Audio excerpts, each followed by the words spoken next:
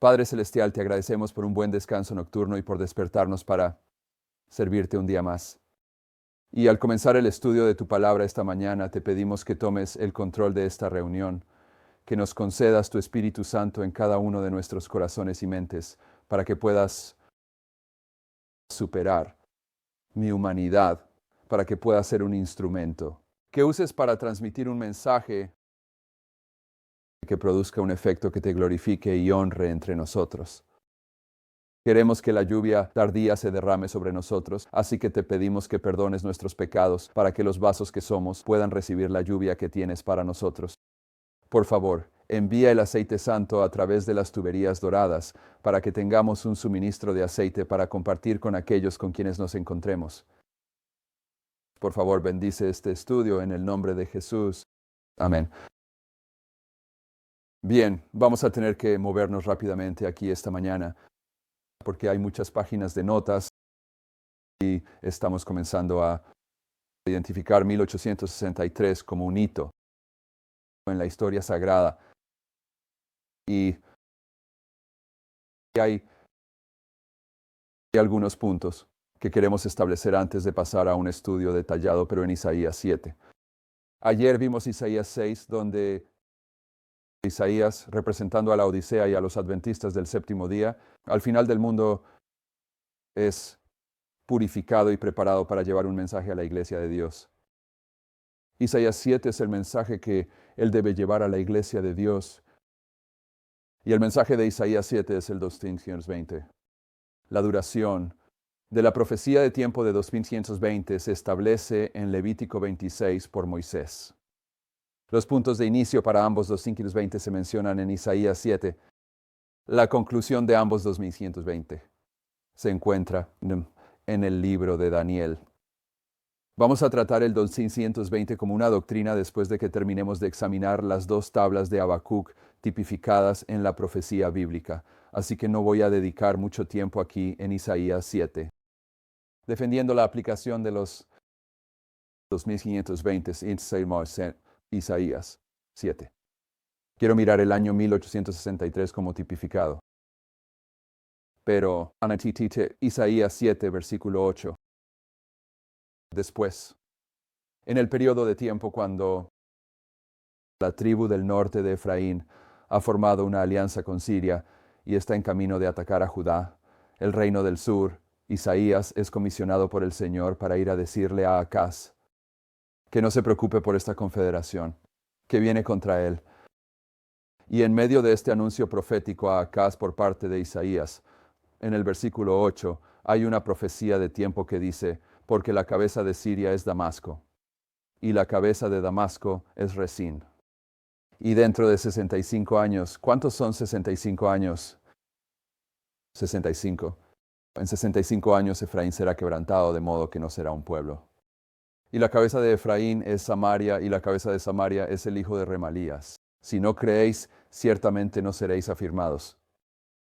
Así que encontramos que en este momento la profecía de Isaías 7 fue dada en el año 742 a.C.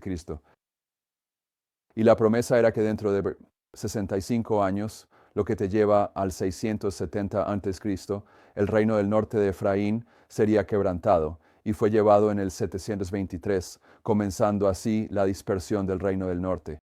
Eso concluye en 1798 y aunque no se aborda específicamente, está ahí en blanco y negro. Al final de los 65 años llegas a 677, lo que marca el comienzo de los 2520 contra el reino del sur de Judá. Termina en 1844, pero el Señor habla a través de lo que los teólogos llaman estructuras quiásticas. Y tenemos estos 19 años aquí al principio que nos llevan al punto de inicio del primer 2520 que termina en 1798. El segundo 2520 termina en 1844. Y si extiendes 19 años más, llegas a varias cosas. Eso ocurrió en 1863 y es idéntico a lo que ocurrió en 742. Así que vamos a empezar a construir un caso de que las características de 742 se cumplen nuevamente en el adventismo en 1863.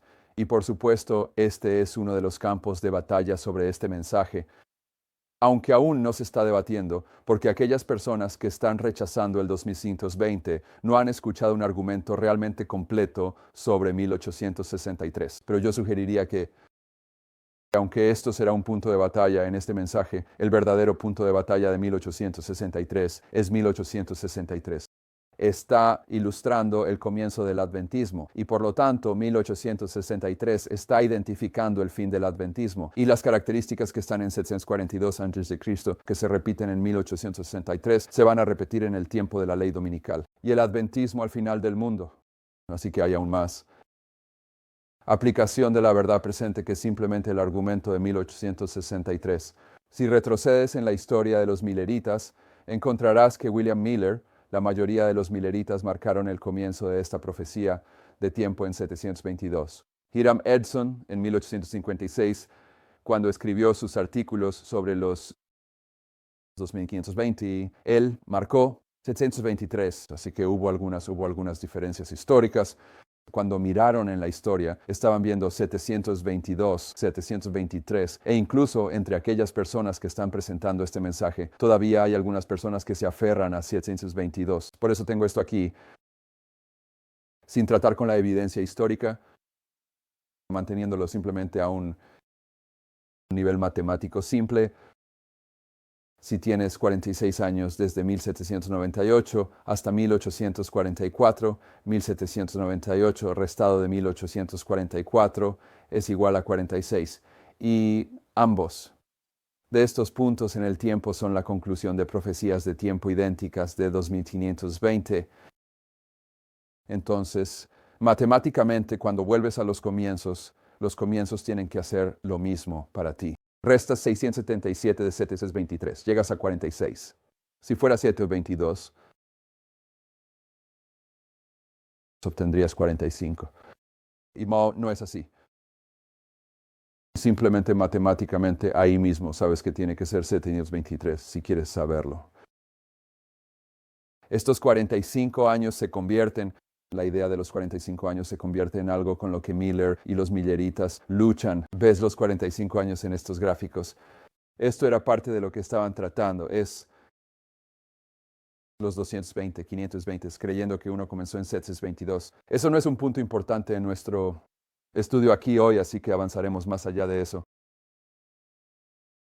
En tus notas ves 2 Reyes 17, donde la tribu del norte es llevada al cautiverio y Jesús ilustra el fin con el principio. Y en 723, la historia que rodea a 723 es una de las razones por las que algunas personas dicen 722 es porque el punto de inicio para este 2520 es un proceso que eso cubre al menos 3 años. Algunas personas argumentarán que cubre 4 años. Hay una secuencia de eventos que ocurre entre 724 a.C., 722 a.C., y cuando esta profecía termina aquí encontrarás la misma secuencia de eventos. Así que depende del estudiante de profecía elegir cómo quiere aplicarlo. Pero primero, Oseas fue asediado, fue capturado, rodeado, pero no fue derrotado. Luego fue derrotado, luego fue llevado al cautiverio durante un periodo de tiempo. Y la historia del papado recibiendo su herida mortal aquí. Primero, en 1797, Berthier somete a Italia, pero el Papa aún está en el Vaticano, y luego en 1798 lo captura, y luego en 1799, en cautiverio, muere. Jesús ilustra el fin desde el principio, y al comienzo de esta profecía del tiempo, tienes una historia de 3 o 4 años que se paralela aquí. Y es muy interesante observarlo y no lo estamos tratando en detalle aquí porque hay más sobre esto. 2:20, eso es muy profundo. Y en esta historia, uno de los argumentos es que Manasés, aunque llevado al cautiverio en 677, se arrepiente y regresa a casa. Y por lo tanto ese no puede ser el comienzo de la dispersión, es el argumento. Pero esa no es la lógica millerita. La lógica millerita es que los 2520 comienzan cuando se rompe el orgullo del poder del pueblo de Dios Y el orgullo de su poder es que querían un rey. Querían ser como las otras naciones. Y aquí el rey de la tribu del norte es llevado. Y aquí Manasés es llevado. Y desde este punto en adelante siempre están sometidos a otros reyes, incluso si todavía gobiernan en su propio pequeño dominio, están sometidos a otros reyes. Aquí es donde se les quita el orgullo de su poder. Y más importante aún, hay 5 o 6 reyes después de Manasés que te llevan a Sedequías cuando Jerusalén es destruida y son llevados cautivos a Babilonia. Pero Manasés aquí está ilustrando 1844. Y en 1844 lo que Manasés está ilustrando es a los Estados Unidos.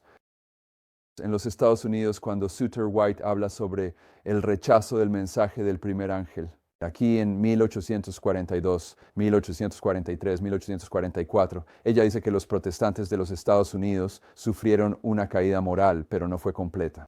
La caída completa de los Estados Unidos es aquí en la ley dominical.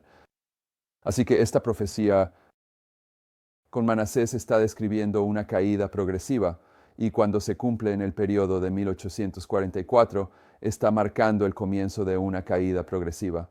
Así que si no entiendes que Jesús ilustra el fin desde el principio, y no miras esto cuidadosamente, hay muchos ganchos para colgar tus dudas y rechazar el mensaje de advertencia que está diseñado para prepararte para el sello de Dios. En la página 2 de tus notas, del nombre Manasés, aquí añadiré un bonito pensamiento aquí. Estamos pasando por alto algunas cosas con las que ya hemos tratado antes. El nombre Manasés significa causar a olvidar. Y cuando llegas aquí a los protestantes de los Estados Unidos, han olvidado que habían escapado del catolicismo romano. Así que cuando les llegó un mensaje diciendo necesitan continuar separándose más y más de la Iglesia romana aquí en la década de 1840, porque ahora ha llegado la luz completa de la Reforma.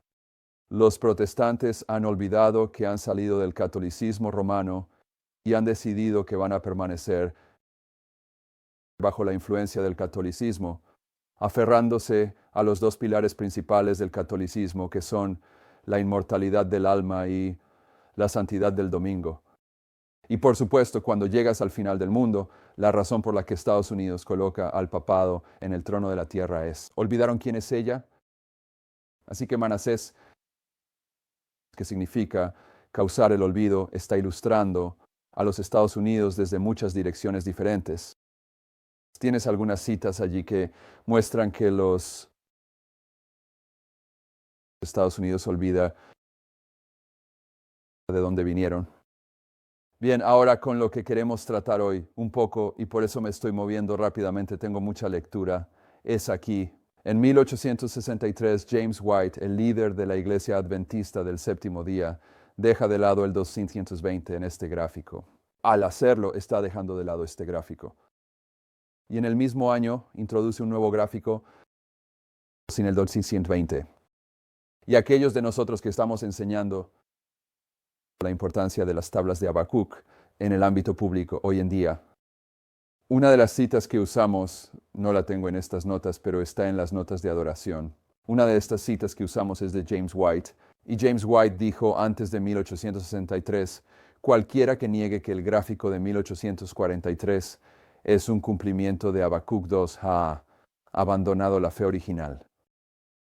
Así que James White es el que se destaca por ser tan específico sobre la importancia de este gráfico, del cual la línea central es el 2520 y sin embargo es él quien en 1863 lo deja de lado. Y lo que James White es que él fue el primer líder del adventismo. Así que lo que vamos a hacer esta mañana es tratar con James White, pero tratar con él línea sobre línea usando el método de prueba de texto al observar algunos primeros líderes. Queremos dejar constancia aquí sobre James White al comenzar. Y como dije, esta mañana tenemos que avanzar rápidamente porque hay algunas lecturas que hacer. Esto es del folleto 159, página 14. Hablando de James White, Aquí copiaré de otro testimonio escrito. Estoy en la página 3 de las notas, escrito el 6 de junio de 1863. Así que este es un testimonio de 1863, el mismo año con el que estamos tratando la conclusión de los 19 años. Se me mostró que nuestro testimonio aún era necesario en la iglesia, el testimonio de ella y de James, y que debíamos esforzarnos por salvarnos a nosotros mismos de pruebas y preocupaciones, y que debíamos mantener una actitud devocional. Es un deber para aquellos en la oficina esforzar más sus cerebros y que mi esposo se esfuerce menos. Él pasa mucho tiempo en varios asuntos que confunden y cansan su mente y lo incapacitan para estudiar o escribir, y obstaculizan que su luz brille en la revisión como debería. Así que estamos tomando nota aquí de que en 1863 James White está bajo, lo voy a llamar presión de grupo, y verán por qué lo llamo presión de grupo. No me refiero específicamente a presión de grupo, necesariamente en BT, pero todos los primeros líderes están bajo tensión mental y son puestos a prueba. Encontrarás que cada primer líder es sometido a tensión mental y luego son puestos a prueba, y ahí es donde está James. Así que,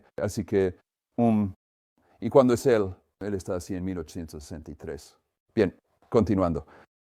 Vi que la mente de mi esposo no debería estar abarrotada y sobrecargada. Su mente debe descansar y debe quedar libre para escribir y atender asuntos que otros no pueden hacer. Los que trabajan en la oficina pueden aliviarle un gran peso de preocupación. Si se dedicaran a Dios y sintieran un profundo interés en el trabajo, pasando al siguiente párrafo, mi esposo ha tenido mucho cuidado y ha hecho muchas cosas que otros deberían haber hecho, temiendo que, en su descuido, cometieran errores que implicarían pérdidas no fácilmente remediables. Esto ha sido una gran perplejidad para su mente. Los que trabajan en la oficina deben aprender. Deben estudiar, practicar y ejercitar sus propios cerebros, ya que tienen esta rama del negocio exclusivamente, mientras que mi esposo tiene la responsabilidad de muchos departamentos del trabajo. Si el trabajador comete un error, deben sentir que les corresponde reparar los daños y hacerlo de sus propios bolsillos, y no permitir que la oficina sufra pérdidas por su descuido. No deben dejar de asumir responsabilidades, sino intentarlo de nuevo, evitando sus errores anteriores. Entonces, ella está hablando de James White, teniendo una conexión personal con cada rama del trabajo, trabajando con personas que no parecían tener esa conexión personal con ello, y por eso su mente se está desgastando por la preocupación. Próximo párrafo. Se me mostró que mi esposo debería tomarse el tiempo para hacer esas cosas, que su juicio le dice preservarían su salud. Él ha pensado que debe deshacerse de las cargas y responsabilidades que tenía sobre él y dejar la oficina, o su mente se convertiría en un desastre. Él lo sabía. Pensó, necesito dejar estas cosas de lado porque puedo notar que mi mente se está desgastando. Así que él incluso lo sabía. Se me mostró. ¿Y cuándo lo supo? En 1863. Se me mostró que cuando el Señor lo liberara de su posición, le daría una evidencia tan clara de su liberación como la que le dio cuando le impuso la carga del trabajo. Pero ha llevado demasiadas cargas, y aquellos que trabajan con él en la oficina y sus hermanos ministros también han estado demasiado dispuestos a que él las lleve. Así que, Crocker, estoy registrando aquí, en este argumento que estoy haciendo, que James White en 1863 iba a ser puesto a prueba. En un periodo de tiempo cuando estaba mentalmente agotado. Así que quiero ir a el primer rey de Judá, el primer rey de Israel, el Israel unido, las 12 tribus, es el rey Saúl. Pero cuando el reino se dividió, el primer rey de Judá es Roboam. El primer rey de Israel es Roboam. Vamos a mirar a Roboam. El primer líder del princes pueblo de Dios cuando salieron de Israel, Egipto, es Aarón. Sé que podrías decir Moisés, pero estoy señalando a Aarón de la misma manera que estoy señalando a James White. El hermano de Aarón era el profeta. El esposo de James White era la profetisa. En cuanto a un líder humano, Aarón fue el primer líder cuando salieron de Egipto. Y luego el rey Saúl, este no es Saúl, este es el rey Saúl, primer líder del antiguo Israel unido. Así que vamos a mirar a Roboam. Y lo que estoy diciendo es que en cada primer líder son puestos a prueba. Verás que son probados y parte de su prueba es la tensión mental, la presión de grupo de una manera u otra. Así que este es Roboam y queremos ver cuáles son sus pruebas y qué hacen con su prueba y ver eso. Es un paralelo con la prueba de James White y también un paralelo con la prueba de Acaz. Trataremos eso más adelante. Este es Roboam, el primer rey de Judá. Salomón durmió con sus padres y fue sepultado en la ciudad de David, su padre, y Roboam, su hijo, reinó en su lugar. Poco después de su ascenso al trono, Roboam fue a Siquem, donde esperaba recibir el reconocimiento formal de todas las tribus. A Siquem, donde todo Israel vino para hacerlo rey. Entre los presentes estaba Jeroboam, hijo de Nabat, el mismo Jeroboam que durante el reinado de Salomón había sido conocido como un hombre valiente, y a quien el profeta Ahías de Silo había entregado el sorprendente mensaje: He aquí, arrancaré el reino de la mano de Salomón y te daré 10 tribus. El Señor, por medio de su mensajero, había hablado claramente a Roboam respecto a la necesidad de dividir el reino. Esta división debe llevarse a cabo, había declarado, porque me han abandonado y han adorado a Astarte, la diosa de los sidonios. Chemos, el dios de los moabitas, Milcom, el dios de los hijos de Amón, y no han andado en mis caminos para hacer lo que es correcto a mis ojos, y para guardar mis estatutos y mis juicios, como lo hizo David. A Rehoboam se le había instruido además que el reino no debía dividirse antes del final del reinado de Salomón. No quitaré todo el reino de su mano, había declarado el Señor, pero lo haré príncipe todos los días de su vida, por amor a David, mi siervo, a quien elegí. Porque guardó mis mandamientos y mis estatutos, pero tomaré el reino de la mano de su hijo, y te lo daré a ti, incluso 10 tribus. Aunque Salomón había deseado preparar la mente de Roboam, su sucesor elegido, para enfrentar con sabiduría la crisis predicha por el profeta de Dios, nunca había podido ejercer una fuerte influencia formativa para el bien sobre la mente de su hijo, cuyo entrenamiento temprano había sido tan gravemente descuidado. Roboam había recibido de su madre, una amonita, la marca de un carácter vacilante. A veces se esforzaba por servir a Dios y se le concedía una medida de prosperidad, pero no era constante, y al final sucumbió a las influencias del mal que lo habían rodeado desde la infancia. En los errores de la vida de Roboam y en su apostasía final se revelan los terribles resultados de la unión de Salomón con mujeres idólatras. ¿Qué es eso? El misterio de la iniquidad. Las 10 tribus habían sufrido durante mucho tiempo graves injusticias bajo las medidas opresivas de sus antiguos gobernantes. La extravagancia del reinado de Salomón durante su apostasía lo había llevado a agravar fuertemente al pueblo y a exigirles mucho, servicio servil. Antes de proceder con la coronación de un nuevo gobernante, los principales hombres de entre las tribus decidieron averiguar si era el propósito del hijo de Salomón aliviar estas cargas. Así que Roboam y todo Israel vinieron y hablaron con Roboam diciendo: Tu padre hizo nuestros yugos gravosos. Ahora, por lo tanto, alivia un poco la servidumbre gravosa de tu padre y su pesado yugo que puso sobre nosotros, y te serviremos. Deseoso de consultar con sus asesores antes de delinear su política, Roboam respondió: Vuelvan a mí después de 3 días. Y el pueblo se fue. Ahora, en estas series de adoración ya hemos determinado que estos 3 días, proféticamente, son 46 años, así que su decisión tiene lugar después de 1844. Si puedes entender eso a nivel profético, ¿es 1863 después de 1844? Sí, de acuerdo.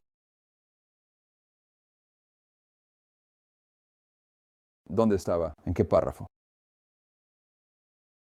Terminé el tercer párrafo. Estoy en el tercer párrafo. Y el rey Roboam consultó con los ancianos que estaban antes de Salomón, su padre, mientras aún vivía, diciendo: ¿Qué consejo me dais para responder a este pueblo? Y le hablaron diciendo: Si eres amable con este pueblo y los complaces y les hablas con buenas palabras, serán tus siervos para siempre. ¿A quién se dirigió? Se dirigió a los pioneros, se dirigió a los padres fundadores, Se dirigió al anciano y los ancianos le dieron consejo, pero ahora va a dirigirse a los jóvenes. Bien. Insatisfecho Roboam, insatisfecho. ¿Con qué?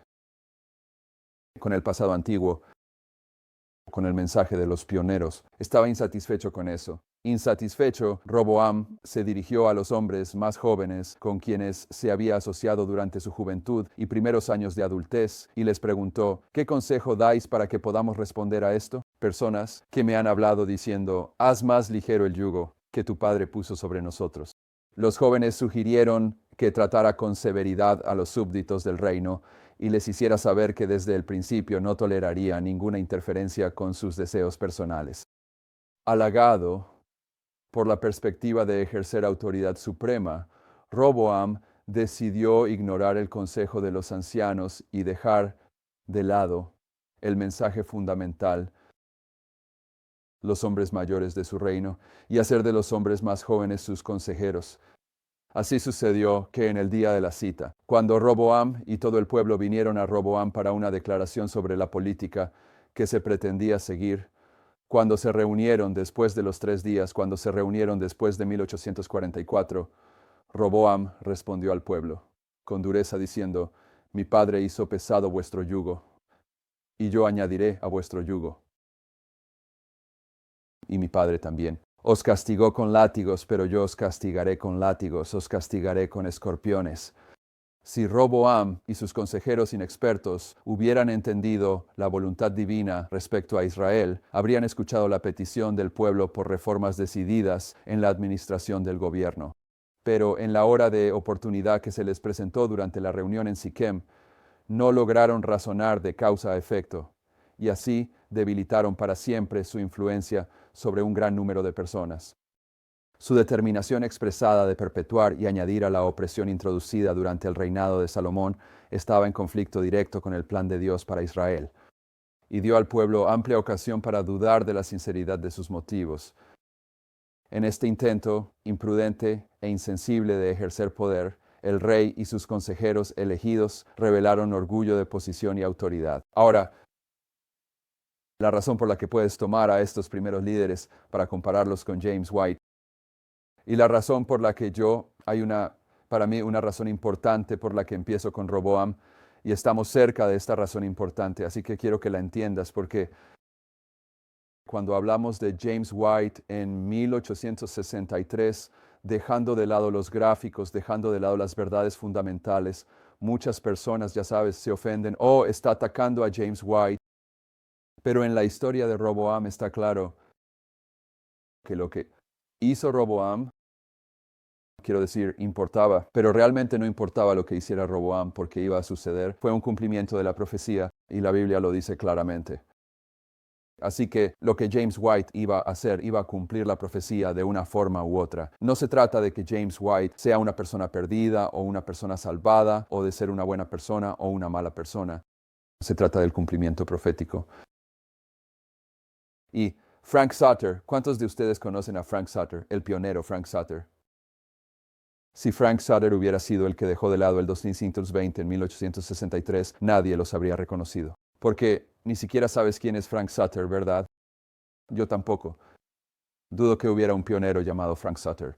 Pero el punto es, para marcar este punto en la profecía, el encubrimiento de las joyas de William Miller tenía que ser hecho por alguien con autoridad para ponerlo en el registro histórico. Si Frank Sutter lo hubiera hecho, no habría significado nada.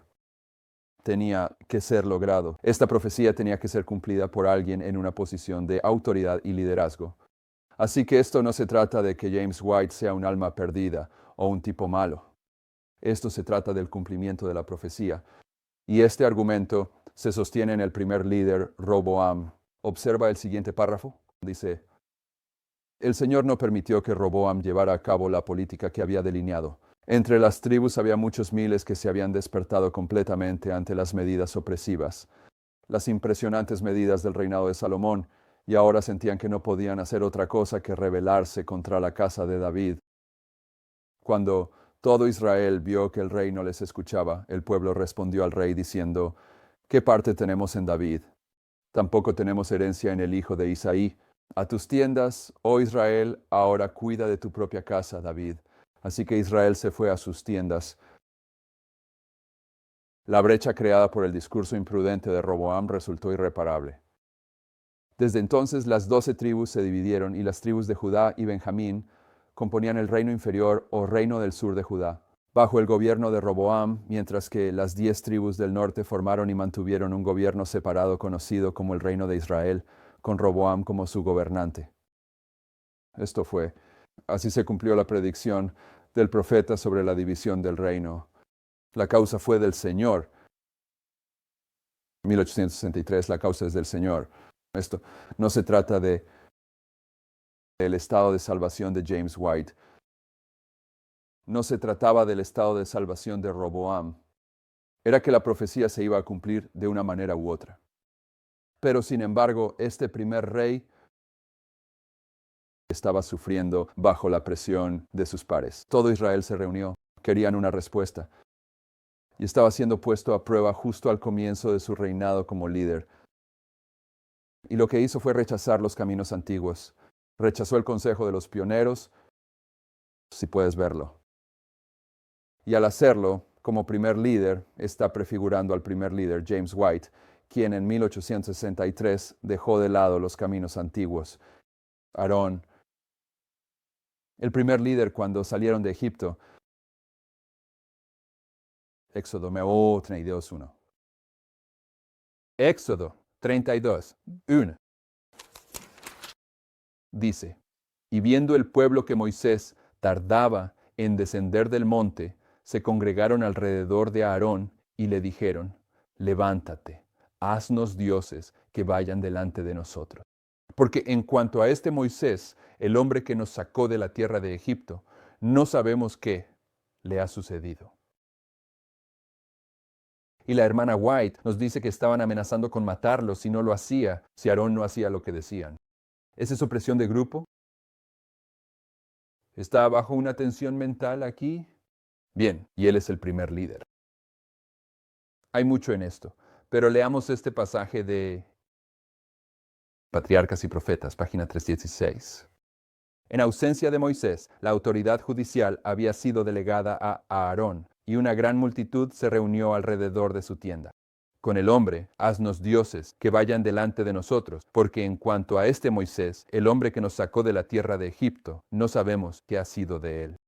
La nube, dijeron, que hasta ahora los había guiado, ahora descansaba permanentemente sobre el monte, ya no dirigiría sus viajes. Por lo tanto, deben tener una imagen en su lugar. Y si, como se había sugerido, decidieran regresar a Egipto, encontrarían favor con los egipcios, llevando esta imagen delante de ellos y reconociéndola como su Dios.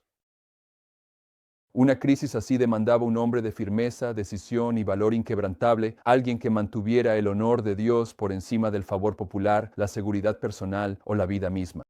Pero el líder actual de Israel no era de este carácter. Se trata de su salud mental. Aarón débilmente protestó con el pueblo, pero su vacilación y timidez en el momento crítico solo los hizo más decididos. El tumulto aumentó. Una ciega e irracional frenesí pareció apoderarse de la multitud. Hubo algunos que permanecieron fieles a su pacto con Dios, pero la mayor parte del pueblo se unió a la apostasía. Unos pocos que se atrevieron a denunciar la propuesta de hacer imágenes como idolatría, fueron atacados y tratados con dureza, y en la confusión y emoción, finalmente perdieron la vida. ¿Notaste eso? De hecho, mataron a algunas personas por esto para que él construyera este becerro.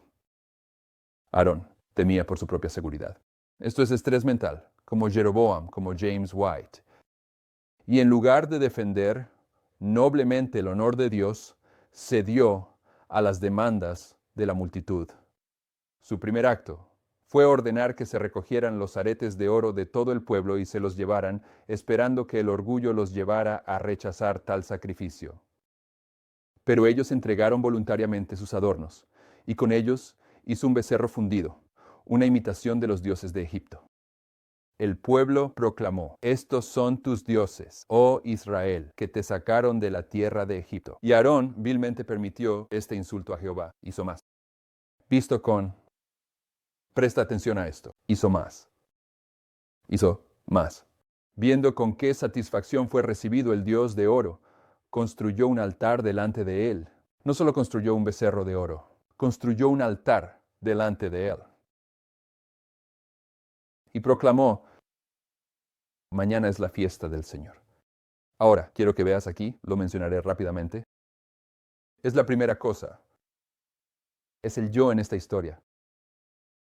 Aarón determina que va a preservarse a sí mismo.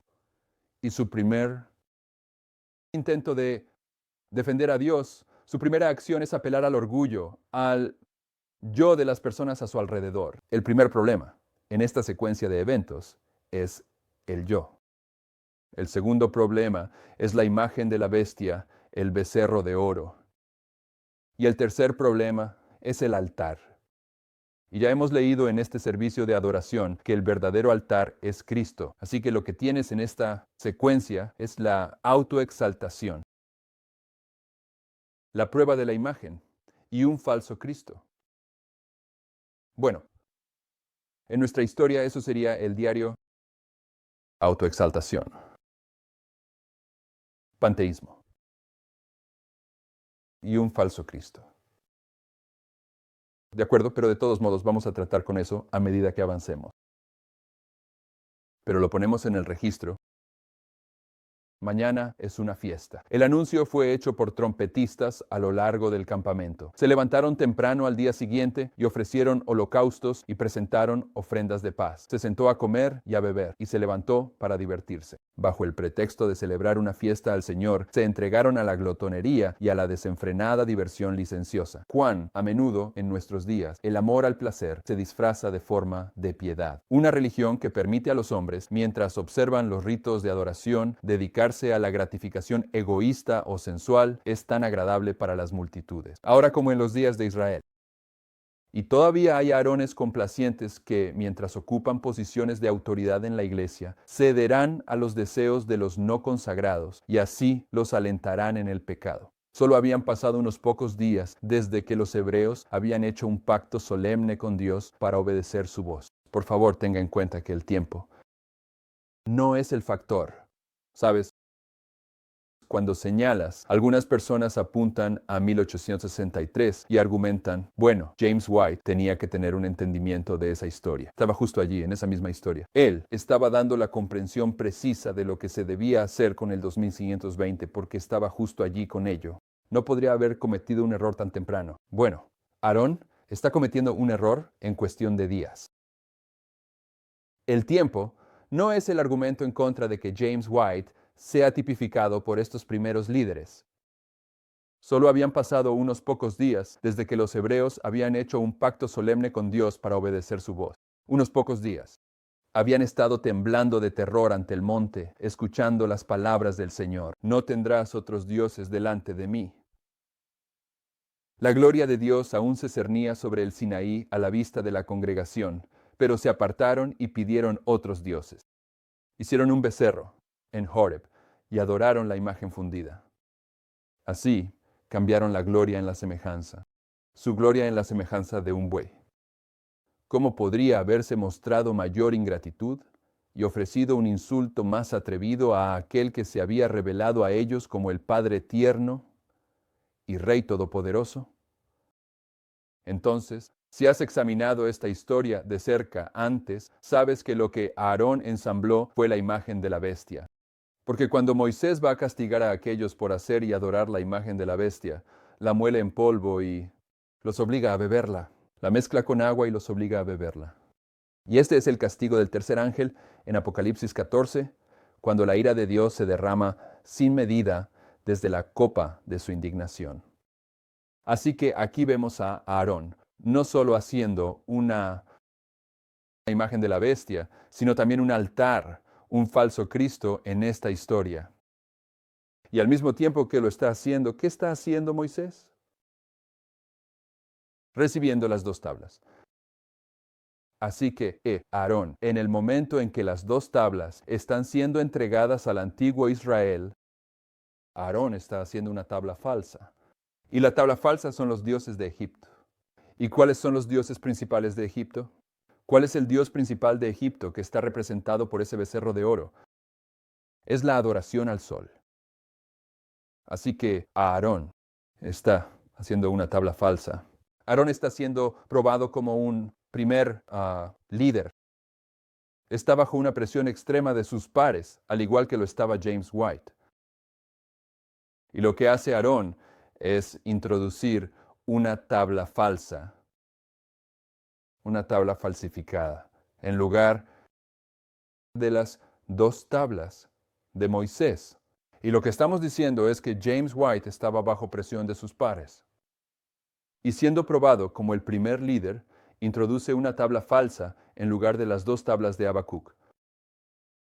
Paralelismo a Jeroboam, rechazando los caminos antiguos. Botella grande. Primer líder de la tribu del norte, los 10 reyes, colocado en el trono por las 10 tribus de Israel, revelado de la casa de David, Jeroboam, siervo de Salomón, estaba en posición de llevar a cabo reformas sabias, tanto en asuntos civiles como religiosos. Bajo el gobierno de Salomón, había demostrado aptitud y juicio, y el conocimiento que había adquirido durante los años de su servicio lo capacitaba para gobernar con discreción. Pero Jeroboam no logró hacer de Dios su confianza. El mayor temor de Jeroboam. Ahora ella va a presentar la primera prueba de Jeroboam y nos va a hacer saber eso. Él tenía miedo. Está bajo presión mental. El mayor temor de Jeroboam era que en algún momento futuro los corazones de sus súbditos pudieran ser conquistados por el gobernante que ocupaba el trono de David. Judá, razonó, que si se permitía a las 10 tribus visitar a menudo la antigua sede de la monarquía judía, donde aún se llevaban a cabo los servicios del templo. Como en los años del reinado de Salomón, muchos podrían sentirse inclinados a renovar su lealtad al gobierno centrado en Jerusalén. Consultando con sus asesores, Jeroboam decidió con un golpe audaz reducir en lo posible la probabilidad de una revuelta contra su gobierno. Lograría esto creando, dentro de las fronteras de su recién formado reino, 2 centros de adoración. Uno en Betel. ¿Qué significa Betel? La casa de Dios. Y en Dan. ¿Qué significa Dan? Juez. Así que estas 2 ciudades, esto es iglesia, la casa de Dios. Juicio es estado, iglesia y estado. Va a superar a Aarón por completo. En estos 2 lugares se invitaría a las 10 tribus a reunirse en lugar de en Jerusalén para adorar a Dios. Al organizar esta transferencia, Jeroboam pensó en apelar a la imaginación de Israel, presentándoles alguna representación visible para simbolizar la presencia del Dios invisible. Por lo tanto, mandó hacer 2 becerros de oro, y estos fueron colocados dentro de santuarios en los centros de adoración designados. En este esfuerzo por representar a la deidad, Jeroboam violó el claro mandato de Jehová: no te harás imagen tallada, no te inclinarás ante ellas, ni las servirás. Tan fuerte era el deseo de Jeroboam de mantener a las 10 tribus alejadas de Jerusalén, que perdió de vista la debilidad fundamental de su plan. No consideró el gran peligro al que estaba exponiendo a Israel al presentarles el símbolo idolátrico de la deidad, con el cual sus antepasados habían estado tan familiarizados durante los siglos de esclavitud en Egipto. La reciente residencia de Jeroboam en Egipto debería haberle enseñado la insensatez de presentar al pueblo tales representaciones paganas. Pero su firme propósito de inducir a las tribus del norte a que dejaran de hacer sus visitas anuales a la ciudad santa lo llevó a adoptar las medidas más imprudentes. Es demasiado para ustedes subir a Jerusalén, instó. He aquí tus dioses, oh Israel, que te sacaron de la tierra de Egipto, palabra por palabra de la historia de Aarón. Así, fueron invitados a inclinarse ante las imágenes de oro y adoptar formas extrañas de adoración. El rey intentó persuadir a los levitas de las 10 tribus del norte, algunos de los cuales vivían dentro de su reino, para que sirvieran como sacerdotes en los santuarios recién erigidos en Betel y Dan. Pero en este esfuerzo fracasó. Por lo tanto, se vio obligado a aliviar a través del sacerdocio a hombres elevar al sacerdocio a hombres de lo más bajo del pueblo, Alarmados por la perspectiva, muchos de los fieles, incluyendo un gran número de levitas, huyeron a Jerusalén, donde podían adorar en armonía con los requisitos divinos. En la historia de Aarón, ¿quiénes fueron los héroes? Los levitas se negaron a participar. Así que la historia de Aarón, la historia de Jeroboam, son las mismas historias. Aarón acababa de salir de Egipto. Jeroboam acababa de salir de Egipto. Aquellos que se negaron a participar en el becerro de oro en ambas historias son los levitas. Y en la historia de Aarón y en la historia de Jeroboam, incluso se enfatiza. Más claramente, el becerro de oro representa la imagen de la bestia. Aarón construyó una imagen de este becerro, una imagen de la bestia, y debían adorarlo. Y al final del mundo, la prueba de la imagen de la bestia. La hermana White define la imagen de la bestia como la combinación de iglesia y Estado, con la iglesia controlando la relación. Y en la época de Jeroboam, ves más claramente la iglesia y el Estado, porque uno de los ídolos está en Betel, la iglesia, y uno en Dan, el Estado. Así que en ambas historias ves la iglesia y el Estado. En ambas historias ves a los primeros líderes bajo presión. Acaban de salir de Egipto, están bajo presión, y ellos introducen una adoración falsa. Y en 1863, debido a la guerra civil, se formó la Iglesia Adventista del Séptimo Día, pero para formarse tuvo que ser representada legalmente, asociada legalmente con el gobierno de los Estados Unidos. Así que en 1863, la Iglesia Adventista y los Estados Unidos se conectaron. En esta historia, la combinación de Iglesia y Estado está marcando que en 1863 la Iglesia Adventista se conecta con el gobierno de los Estados Unidos. Así que en esta historia estamos viendo un paralelo a esto, pero con Jeroboam. Con Jeroboam hay algo aún más significativo. Jeroboam es el primero de 19 reyes en el reino del norte. Van a haber 19 reyes en total. Jeroboam es el primero y cada uno de ellos fue un mal rey. Y en última instancia, el rey final, Asa, se deja llevar al cautiverio y comienza la dispersión de Israel. Y no importa cuál de esos 19 reyes mires en el reino del norte. En las Escrituras, toda su maldad se remonta a Jeroboam. Siempre están asociados con el pecado de Jeroboam. No se apartarían de los pecados de Jeroboam. Por lo tanto, ¿quién es el que produjo la dispersión? Botella grande. Este pecado aquí, esto es lo que causó la dispersión. Y lo que estamos diciendo es que en 1863, la dispersión del sueño de William Miller comenzó. Cuando la primera verdad fundamental fue dejada de lado y encubierta. Así que Jeroboam está asociado con la dispersión. Primero el rey, bajo presión, nos da una ilustración de James White. Por supuesto, James White, primer rey, primer líder del adventismo, ¿qué está haciendo? Nos está dando una ilustración del último líder del adventismo, quien quiera que sea.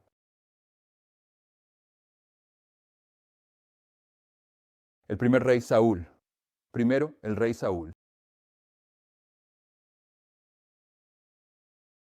Emino, primero Saúl 13. Puedes leer esta historia.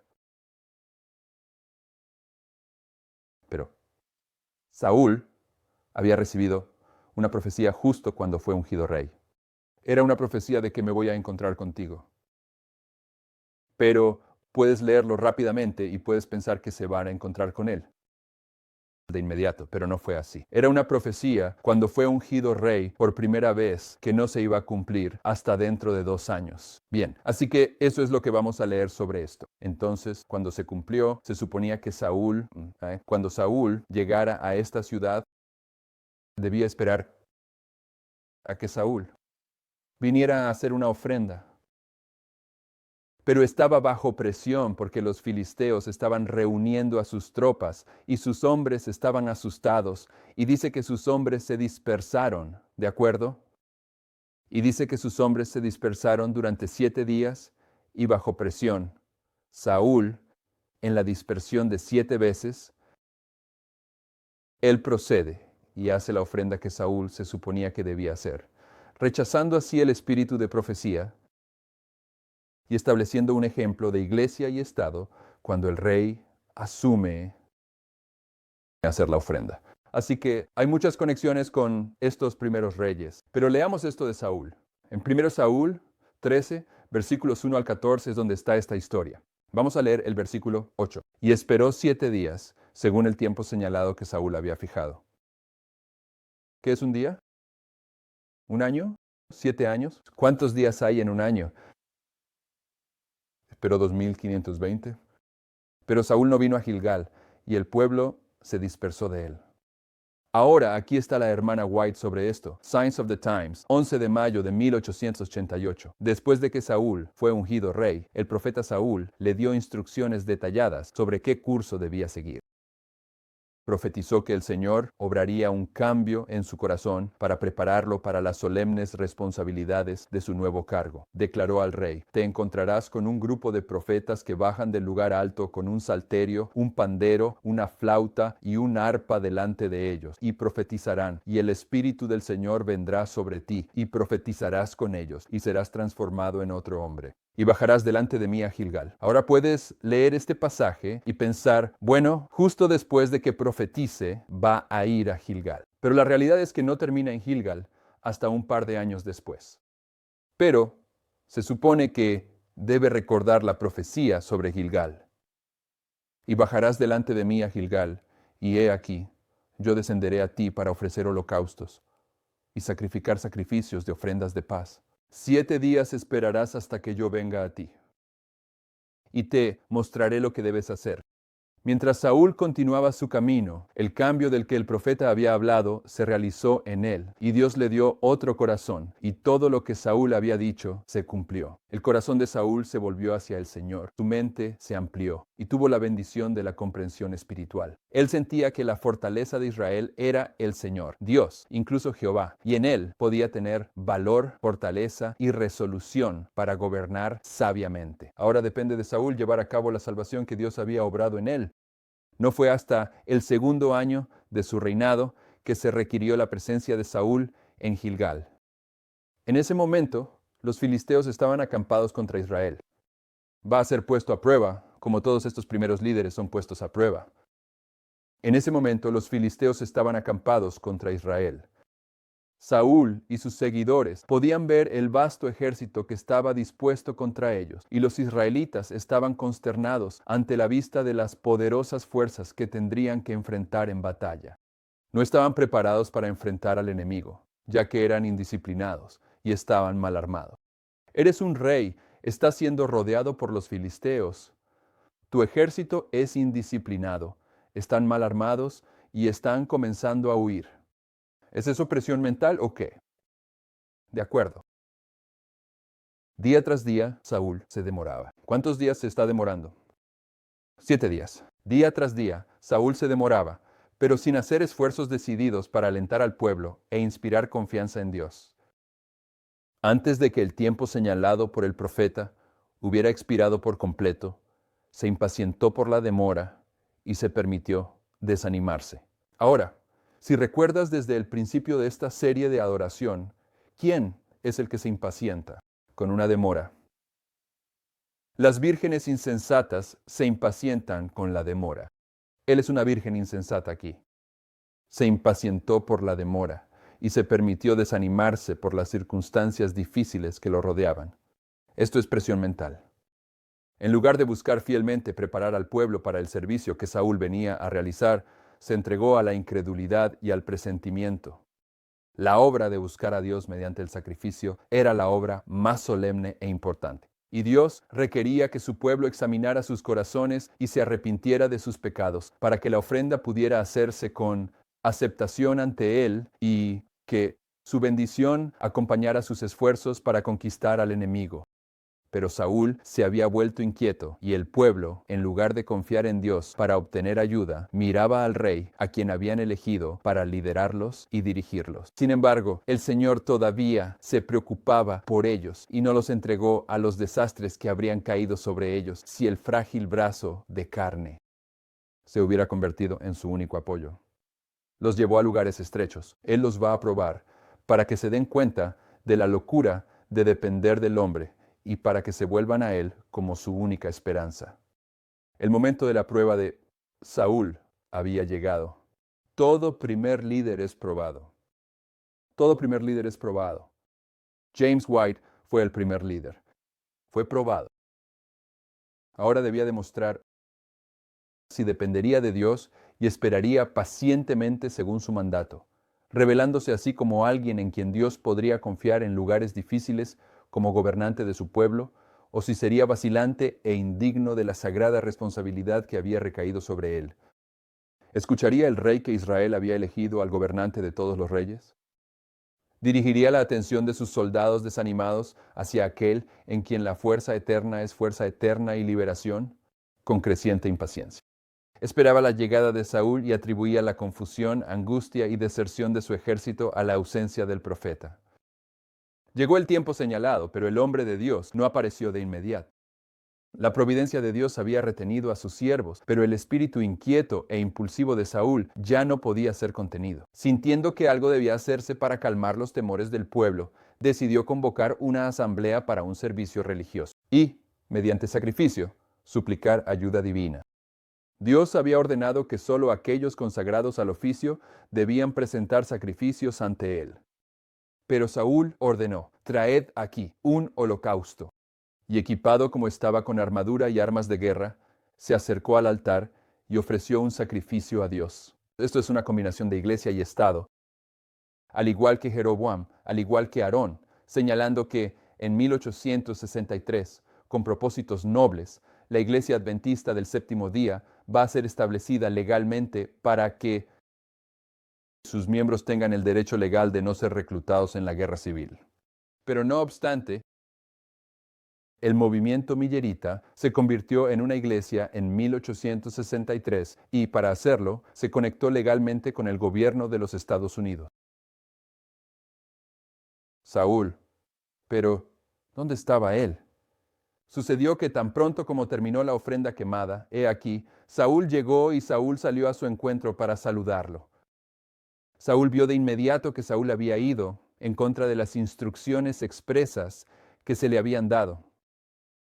El Señor había hablado por medio de su profeta que en este momento revelaría lo que Israel debía hacer en esta crisis. Si Saúl hubiera cumplido con las condiciones bajo las cuales se prometió la ayuda divina, el Señor habría traído una liberación maravillosa para Israel, con los pocos que eran leales al rey. Pero Saúl estaba tan satisfecho consigo mismo y con su trabajo que salió a encontrarse con el profeta como alguien que debería ser elogiado en lugar de desaprobado. El semblante de Saúl estaba lleno de ansiedad y problemas, pero a su pregunta, ¿qué has hecho?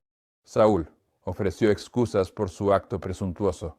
Notamos ayer que el acto presuntuoso de Usías es paralelo al acto presuntuoso de la ley dominical por parte de los Estados Unidos. Él dijo: vi que la gente estaba, ¿qué? Dispersada de mí. Esta prueba produce una dispersión. Y que no viniste dentro de los días señalados, y que los filisteos se reunieron en Micmas. Por lo tanto dije: los filisteos descenderán ahora sobre mí a Gilgal, y no he hecho súplica al Señor. Me vi obligado, por lo tanto, y ofrecí un holocausto. Y Saúl dijo a Saúl: has actuado neciamente. Ahí está la virgen insensata.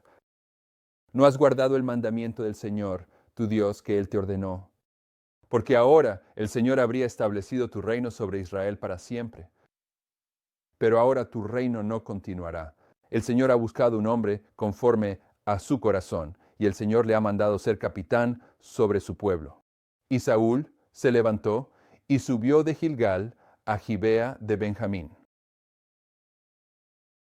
O Israel debe dejar de ser el pueblo de Dios, o el principio sobre el cual se fundó la monarquía debe mantenerse, y la nación debe ser gobernada por un poder divino. Si Israel fuera santo, el Señor, si la voluntad humana y terrenal se mantuviera sometida a la voluntad de Dios, Él continuaría siendo el gobernante de Israel. Mientras el rey y el pueblo se condujeran como subordinados a Dios, Él podría ser su defensa. Pero en Israel, ninguna monarquía podría prosperar que no reconociera en todas las cosas la autoridad suprema de Dios. Si Saúl hubiera mostrado respeto por los requerimientos de Dios en este tiempo de dificultad, Dios habría actuado. Su voluntad a través de él. Su fracaso ahora lo probó como no apto para ser el vicegobernante de Dios para su pueblo. Él desviaría a Israel. Su voluntad, en lugar de la voluntad de Dios, sería el poder controlador. Si Saúl hubiera sido fiel, su reino se habría establecido para siempre. Pero dado que falló, el propósito de Dios debe ser cumplido por otro. Y el gobierno de Israel debe ser confiado a alguien que gobernaría al pueblo de acuerdo con la voluntad del cielo. Entonces, ¿qué estamos diciendo? Estamos diciendo, al observar la conclusión de los 2520 en 1863, que este es el punto donde James White dejó de lado este gráfico e introdujo un gráfico falso, el gráfico de 1863. Y al hacerlo, ocultó la primera verdad que William Miller había sido guiado a reconocer el 2520. Él lo rechazó. Estaba bajo presión mental, según el testimonio del espíritu del profeta. Y como el primer líder del Israel moderno, ha sido prefigurado por Jeroboam, quien, bajo presión mental, dejó de lado el antiguo pasado, el consejo de los pioneros. Fue prefigurado por Aarón, quien introdujo bajo presión mental una tabla falsa, en lugar de las 2 tablas de los 10 mandamientos, y así representó la combinación de iglesia y Estado, identificando que la iglesia adventista del séptimo día se formaría como una iglesia legal en 1863. Y él se asemejó a Jeroboam, quien hizo lo mismo con Betel y Dan, iglesia y Estado. Pero a Jeroboam se le atribuye haber causado la dispersión, lo cual se asemeja a eso. La dispersión del sueño de William Miller comienza en 1863. Y Saúl, también una ilustración de iglesia y Estado, ya que se toma la libertad de hacer una ofrenda que los sacerdotes debían hacer. Lo hizo en un momento en que sus ejércitos estaban siendo dispersados durante 7 días, causándole gran angustia mental. Así que, cuando se trata de los primeros líderes, según el testimonio de varios, vemos que un primer líder es puesto a prueba. Y hasta ahora, vemos que siempre fallan la prueba. Luego, en medio de la noche, me di cuenta de algo. Esto aquí, ya lo hemos establecido.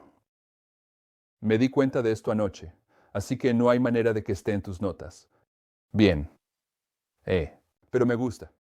Ya hemos establecido en esta serie de adoración, puedes volver y revisar tus notas, que las verdades en este gráfico, la hermana White dice, son las verdades fundamentales del adventismo. Y ella dice, así que en el contexto, al menos en un pasaje, que no hay otro fundamento que se pueda poner excepto Cristo Jesús. Ella está diciendo, las doctrinas en estos gráficos, y las doctrinas son verdades. Las verdades en estos gráficos son las verdades de la palabra de Dios. Y Jesús es la palabra de Dios. Así que, a un nivel que realmente es imposible para los seres humanos comprender completamente. La Biblia, las verdades en la Biblia son Jesús. Podemos entenderlo hasta cierto punto, pero no creo que podamos entenderlo completamente. Y la hermana White dice que las verdades en este gráfico son Cristo, son la base. Ella también dice que esta es la roca de los siglos.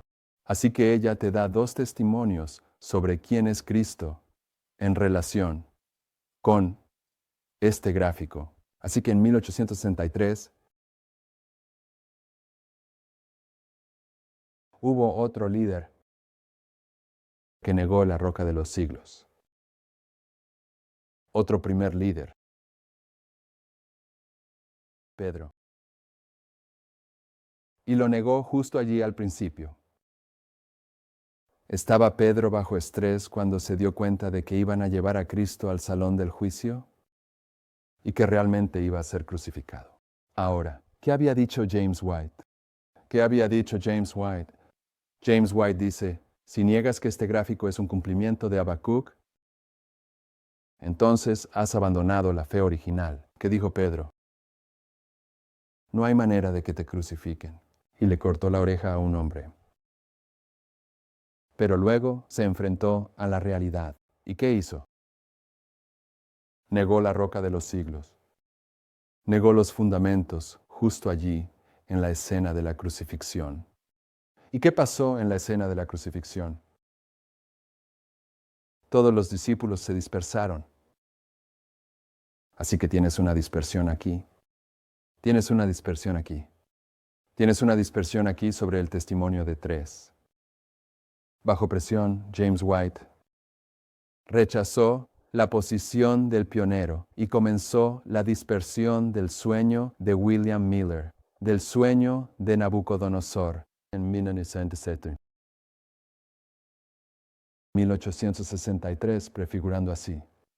La dispersión del adventismo en la ley dominical, cuando el último líder del adventismo repite la historia no solo de James White, sino de Acaz.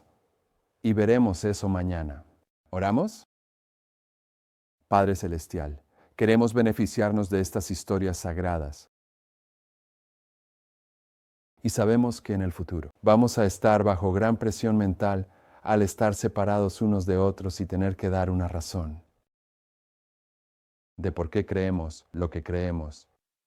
Y queremos aprender una lección de estos hombres de que en ese momento debemos depender completamente de ti y mantenernos sobre la base. Pero sabemos que una crisis es solo donde se demuestra el carácter. Una crisis es demasiado tarde para desarrollar el carácter, así que necesitamos tener esa experiencia ahora si vamos a mantenernos firmes sobre la roca cuando llegue la prueba. Ayúdanos a aprender de estos primeros líderes. Y ayúdanos a entender que estos primeros líderes están prefigurando lo que ocurrió en 1863 y que no tiene nada que ver con el estado de salvación de James White. Es simplemente que la profecía debía cumplirse, la profecía del sueño de William Miller. Te agradecemos por reunirnos para abrir tu palabra esta mañana. Pedimos una bendición sobre nuestro día de servicio a ti. Manténnos seguros. Permítenos hacer cosas que sean glorificantes para ti. Pedimos una bendición continua sobre los DVDs y la transmisión en vivo. En el nombre de Jesús, amén.